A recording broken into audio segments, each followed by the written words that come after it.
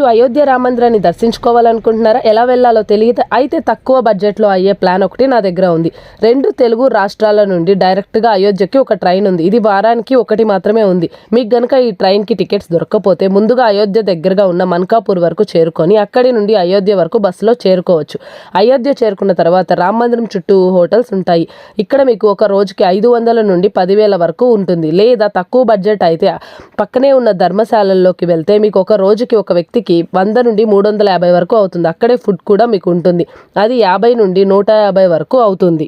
మీరు సరయూ నదిలో స్నానం చేసి హనుమాన్ గుడికి వెళ్ళి హనుమంతుని దర్శనం చేసుకోండి. తర్వాత రాజా దశరథ్ మహల్ ఉంటుంది. ఇక్కడ కొంచెం టైం పాస్ చేసి రామ్ మందిర్కి వచ్చే దారిలో చిన్న చిన్న దేవాలయాలు ఉంటాయి. వాటిని కూడా కవర్ చేసుకొని రామ్ మందిరం చేరుకోండి. ఇక్కడ స్వామివారిని దర్శించుకున్న తర్వాత స్వామివారి తీర్థ ప్రసాదాలు స్వీకరించండి.